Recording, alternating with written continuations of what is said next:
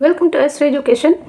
अब तक हमने बिहार बोर्ड क्लास 10 के साइंस के और सोशल साइंस के ज़्यादातर जो मॉडल प्रश्न हैं और कुछ गेस क्वेश्चन हैं उन सबको हमने अपने अलग अलग वीडियो में डाला है। तो आप चैनल के प्लेलिस्ट में जाकर इन सभी वीडियो को देख सकते हैं।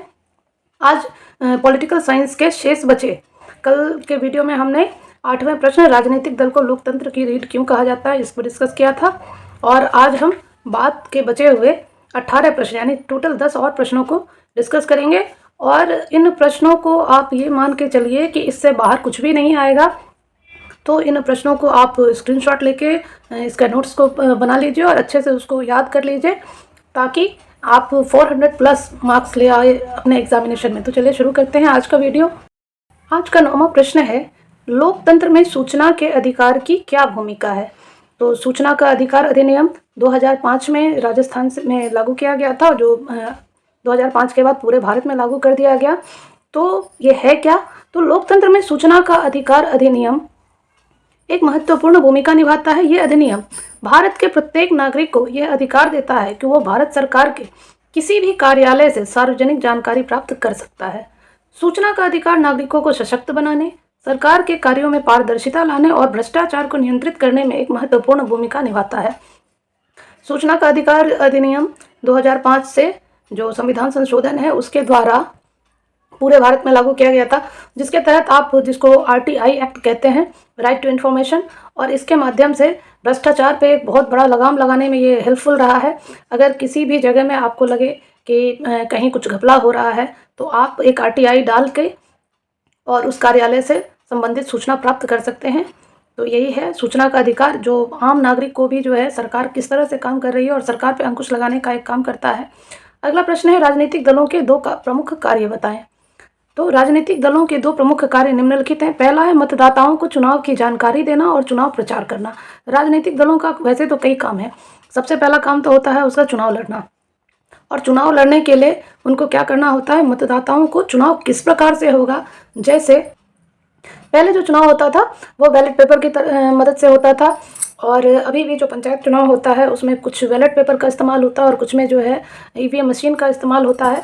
तो किस तरह से EVM का इस्तेमाल करना है, किस तरीके से बैलेट पेपर पे किस तरह से जो है मुहर लगा के वोट करना है, इन सब की जानकारी दी जाती है। और साथ में वो लोग चुनाव प्रचार करते हैं, अपना एजेंडा बताते हैं ताकि पब्लिक को लगे कि कौन ज़्यादा अच्छी तरह से सरकार चला सकता है। अगला है सरकार और जनता के बीच मध्यस्थता करना और सरकार के कल्याणकारी योजनाओं की जानकारी साझा करना।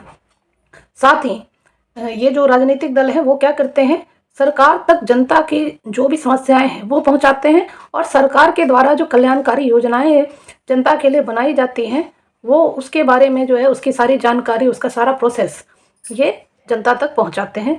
तो यहाँ 2 ही प्रमुख कार्य के लिए कहा गया है, तो ये 2 यहाँ पे बताया गया है। आगे हम आते हैं 11 नंबर प्रश्न पे। 11वां प्रश्न है, संघीय शासन की 2 विशेषताओं का उल्लेख करें। तो संघीय शासन क्या है? जैसे अपने देश में जो है संघ राज्य की जो है सरकार है, तो संघीय शासन क्या है? तो सत्ता का विकेंद्रीकरण और सत्ता का संविधान द्वारा स्पष्ट बंटवारा, ये है संघीय शासन की 2 प्रमुख विशेषताएं। 12वां प्रश्न है, नगर निगम की आय के प्रमुख स्रोत क्या क्या है, यानी कि किन किन माध्यम से नगर निगम को धन प्राप्त होता है। तो नगर निगम की आय के प्रमुख स्रोत निम्नलिखित हैं। पहला है गृह कर यानी कि हाउसिंग टैक्स, दूसरा है जल कर यानी कि जो हर घर नल का जल लगाया गया है उसके माध्यम से जो है पैसा उसका टैक्स, मनोरंजन कर, जैसे आप सिनेमा जाते हैं, सर्कस जाते हैं तो वहाँ जो सर्कस वाले लगाते हैं, मेला लगाया जाता है तो उन सबसे टैक्स वसूला जाता है। विज्ञापन जो तरह तरह के लगाए जाते हैं, होर्डिंग्स लगाए जाते हैं, तो वो सब नगर निगम के को पे करके उसके बाद ही उसको लगाया जा सकता है। तो यही सब नगर निगम की आय के प्रमुख स्रोत हैं। 13वां प्रश्न है, संघात्मक शासन क्या है। तो संघात्मक शासन में सर्वोच्च सत्ता केंद्र सरकार और उसकी विभिन्न आनुषंगिक इकाइयों में बटी रहती है। संघात्मक शासन व्यवस्था में 2 सरकार होती है, एक है केंद्रीय सरकार और दूसरा है राज्य सरकार। अब केंद्रीय सरकार जिसके अधिकार क्षेत्र में राष्ट्रीय महत्व के विषय होते हैं, जबकि राज्य सरकार के अधिकार क्षेत्र में स्थानीय महत्व के विषय शामिल होते हैं। आते हैं अगले प्रश्न की ओर। 14वां प्रश्न है, जन संघर्ष या आंदोलन क्या है। तो लोकतंत्र को मजबूत बनाने में जनसंघर्ष या आंदोलन की अहम भूमिका होती है। यदि सरकार फैसले लेने में जनसाधारण के विचारों की अनदेखी करती है तो इन फैसलों के खिलाफ जनसंघर्ष होता है। ये जनसंघर्ष सरकार पर दबाव बनाता है और सरकार की तानाशाही निर्णय लेने से रोकता है। इसे ऐसे समझ सकते हैं कि 1975 में जो इंदिरा गांधी की सरकार थी, उस समय कुछ ऐसे फैसले लिए गए, इमरजेंसी लागू कर दिया गया, और जिसके खिलाफ जो संपूर्ण क्रांति है अपने बिहार के जयप्रकाश नारायण के द्वारा एक संपूर्ण क्रांति की गई, और जिससे जो कांग्रेस की सरकार थी, इंदिरा गांधी की सरकार थी, वो गिर गई। तो ये होता है जनसंघर्ष अलग अलग, और ये पूरे विश्व में होता है। ये जनता का अधिकार है कि अगर सरकार निरंकुश हो जाए तो लोगों को अपना संघर्ष करना होता है, आंदोलन करना आवश्यक हो जाता है, और ये जो है सरकार पे भी अंकुश लगाने का एक अच्छा माध्यम है। अगला प्रश्न है 15वां प्रश्न, ग्राम पंचायत के प्रमुख अंग कौन कौन से हैं? तो ग्राम पंचायत के 5 प्रमुख अंग होते हैं।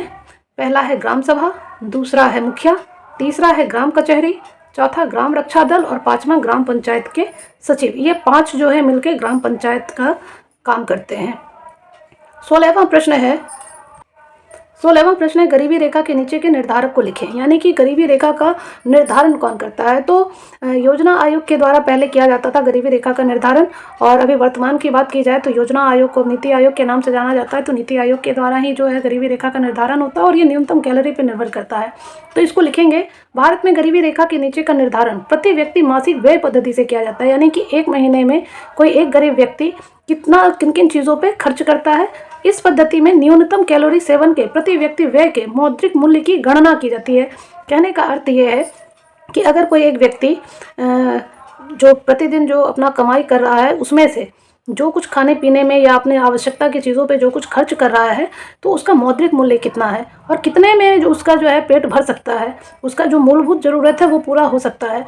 तो उसी को जो है उसी के पैमाने पर जो है गरीबी रेखा के नीचे का निर्धारण होता है, और भारत में योजना आयोग या नीति आयोग द्वारा इसका निर्धारण किया जाता है।